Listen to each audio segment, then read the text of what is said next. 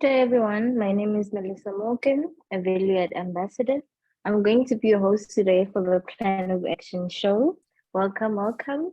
I'd like to also welcome our viewers on YouTube and Facebook. We have our guest today, Phumzile Shezi, one of the finalists of the Metropolitan Collective Shapers. Over to you now, Phumzile. Please give us a brief introduction of who Phumzile is. Good afternoon, viewers. Good afternoon, everyone who's watching this, the Value Edians, families, friends, and everyone else. My name is Phumzile Shezi. I'm basically a farm girl, a rural area girl who moved into Gauteng in 2009. I've been in KZN for 29 years. So in 2009, I moved this side. And then I'm a vision holder of a company called Sabika Castle, PTY Ltd, which is basically a holding company. So there's a leg of the food industry, which is Shezi Kitchen. So that's what brought me through Metropolitan Life. Metropolitan Collective Shapers. And then I went through up to my top 20. Okay. How did you feel when you made it to the top 20? It was I had something that I could say. I don't know what the English word for interested. You know that eager. I had an eager to see where my journey was taking me to. So it was a humbling feeling, because I know that it was quite a number of other contestants, for the lack of a better word. So being in top 20 on its own and being on that limelight and being on that exposure. So to me, I can say I felt humbled. That's the word that I can use, because I don't think there was something more special about me. That what humbled me, that there was still a reason for me to be there until that stage. Okay. And how long have you been with Value Add, and how did you get to know about Value Add? I've been with Value Add since the Metropolitan Collective Shapers. Maybe let me start by saying I knew Value Add through Metropolitan. Then I've been Value Add ever since. That's been about 6 months ago, if I'm not mistaken. That's what 6 months ago. But last month, to be specific, I became an ambassador of Value Add. So I can say it's just the beginning for that area of my life. And how were the past 6 months with Value Add before the ambassadorship? How was your experience? Maybe start by saying I'm a person who lives a purpose life. So when I met Value Add through Metropolitan, I can say I've met Value Add on that first day when there was an induction at seminars with Metropolitan. So I've met Value Add before I knew who Value Add is, because I sat next to a founder, which is Uncle Vic. So for a man who holds that vision, but who sat amongst us, so I can say before I can even say, for him to introduce, to be introduced or to take a mic or being on camera, on the stage, to introduce himself, who he is, because he came with Zeho. So I can say there was something within me when Zeho and Pravik came and sat next to me on that front row before I even knew who they were. You know, when you say there's something about them. You understand? Yeah, there's something about this person. Yeah. You connect spiritually. You understand? That's my life. So there was something about him, and there was something about Uteho who sat after him. You understand? And for them, when they were introduced now, or when he picked up a mic and then started to speak, in me, I was like, I don't know what's connecting me with this company, but there is more into this more than this. So in our journey now, where value add was given that part of selecting a top 20, where we had to showcase ourselves, where we had to join your Zoom sessions with different topics. I can say there and there, I knew there is something for me in that space of value. And even before I was selected as one of the ambassadors.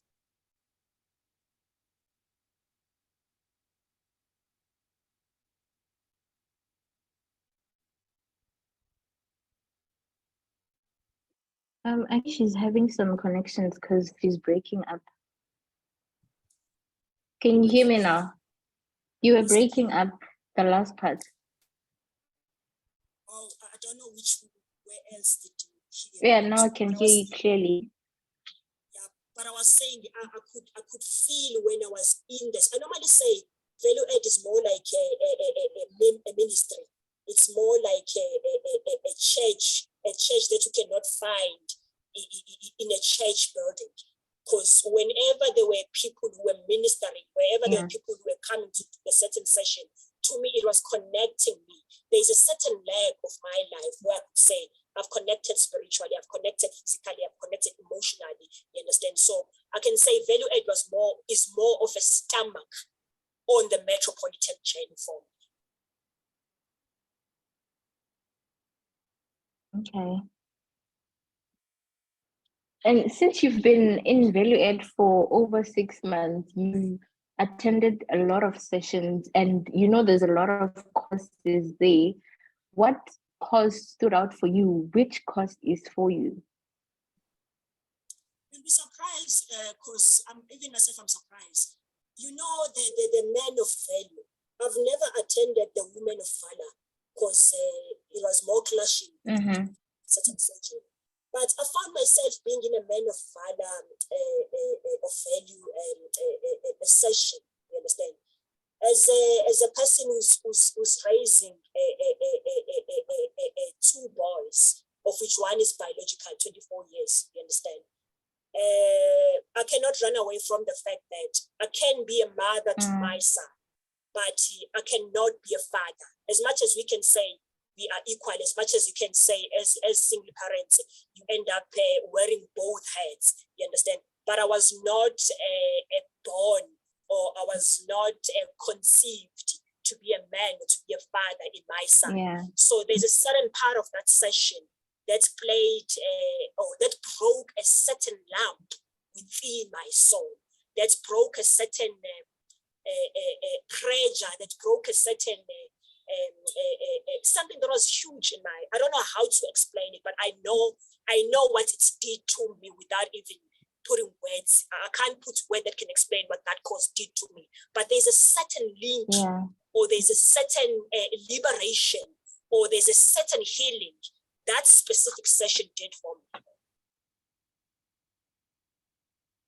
And of course, I also love the V&D lounge. When now, after all is done, after all the pressures of work, after all the pressures of the work, you have to find the inner self, the inner child now, where we say now it is time for us to be ourselves. Those what stood up for me. Okay. And what challenges have you faced, like in business? Business is more like a child to me. In the past 3 years, I'm in a stage of rebuild from August last year. This business was conceived in 2018. I've been incorporated until 2017.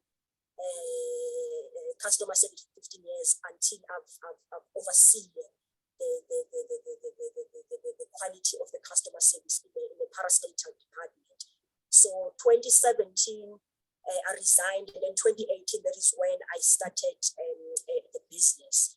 So I can say I traded for a month, and then they they stole the primary means of running the business. During that time, I did not do my risk mitigation. So I invested all my pension fund or my provident fund in the business without knowing that should anything happen, I didn't have a plan B.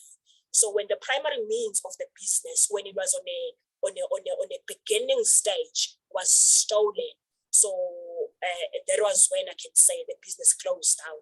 I couldn't be able to stand up. I couldn't be able to put food on my table. I had to downgrade from a Centurion to a CBD. But it was part of my journey.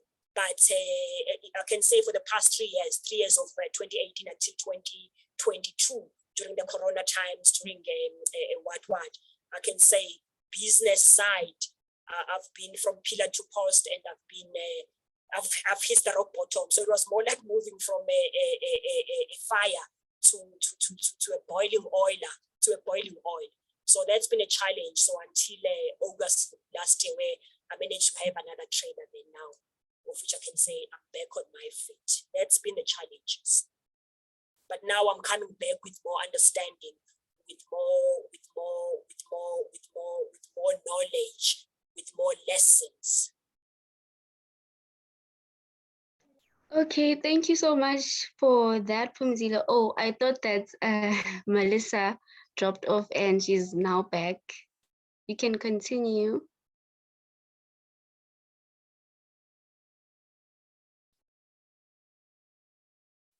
Melissa, you need to unmute your mic. I forgot because this network, oh my gosh. And Phumzile, what advice would you give the youth that wants to go into business? I can say, do it as a passion. Do something, live your passion. Turn your passion into business. Find your purpose and live your purpose-driven life through business. You will no longer take business as a money-making scheme, but you will take it as a ministry. You will take it as a calling. You will take it as your child, where you know that even if your child can take longer to walk, can take longer to speak, you take care of it. You take it to your speech therapy, you understand? Just because your one doesn't speak in 3 years, other kids can speak in 1 year. You are patient with it. As long as you know that this is what I'm called for, this is what I believe in, that is not what formed me, it is for the world. That's the advice I can give to them. Okay, thank you so much. That's such a great advice. I'll also take it into mind because I just want to see myself in property. Yeah. Thank you so much. I hope you have a great day. Thank you to our viewers. Thank you. And Lerato, do you have anything to say? No, for me, it's the same question, but not in business. What advice do you have for young people out there? As young people, what advice would you give us? It's similar. With young people, there's a stage that I normally say, I found myself looking at my background, looking at my culture. At the age of 19, I found myself jumping the stage of being a child, I can say the situations, jumping a child of being a youth, you understand? So I became an adult at the age of 19. I'm a statistic of teenage pregnancy, you understand? And also my background, I was the one who was a breadwinner, who's been a breadwinner since I was 19. So I would say to you, find every chance not to jump your stages of your humanity or of your humanhood or of your woman or your manhood, you understand? So while you have responsibility, while there are situations that can face you, don't forget to be young, because the child in you might end up to show you up maybe in the age of 60. So don't jump each and every stage of your, more especially your youthhood stage. Leave your youthhood stage. Well, thank you so much for that Yeah. advice. Thank you. Thank you so much. Thank you. Hope you have a great day.